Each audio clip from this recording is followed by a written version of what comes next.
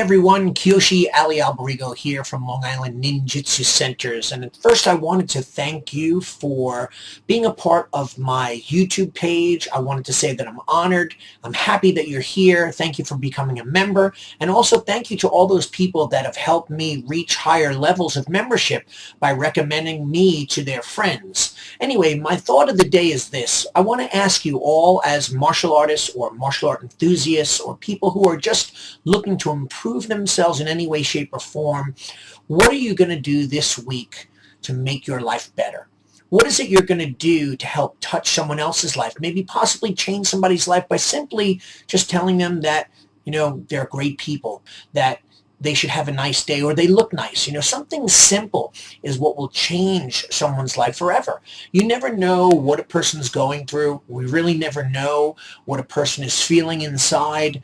So be compassionate, empathetic, understanding that not everybody is experiencing what you are. If you're in a good mood and they're not, it's not because they're negative people possibly. Maybe it's just because they're going through some sort of struggle. You never know. I'm going to tell you a quick story.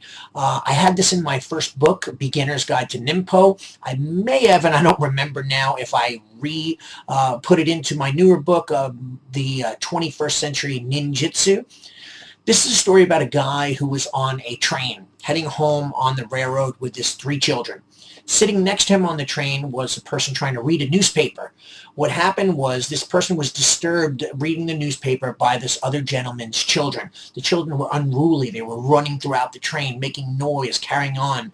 And this man just sat there. He seemed oblivious of what was going on. So the person reading the newspaper thought to himself, man, how could he be so inconsiderate? How could he act the way he does? How could he not control his children? He says, I'm going to say something if this continues. And he kept on reading the paper, and eventually the kids got out of hand again, and the guy just kept getting worked up. In his mind, he was running scenarios about what a terrible person this was, how bad his children were, etc., etc.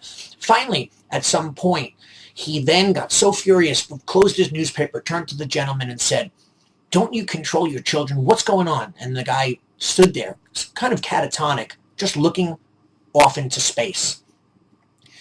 The guy said, sir, finally got his attention. The guy turned to him and said, yes, sir. And he goes, your children are running crazy, control them. And he goes, oh, I'm so sorry.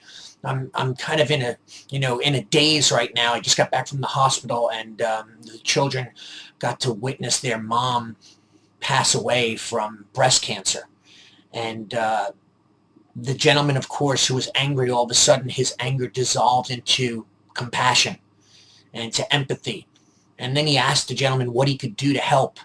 And he started to try to talk to him and feel good about it and try to help the guy, work through his sorrow. But the guy just stood on the train and stared off into space.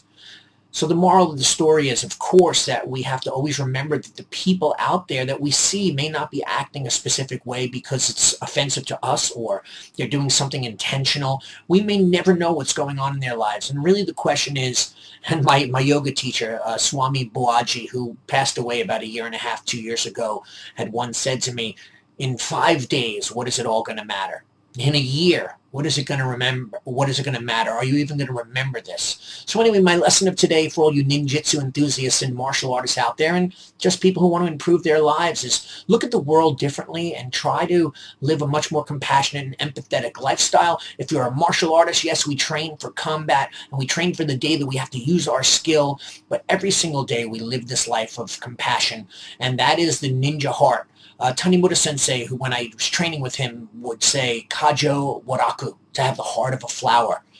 This is the teachings that I'm trying to give to you right now. I hope you enjoyed this message. Thanks for listening. Arigatou gozaimasu.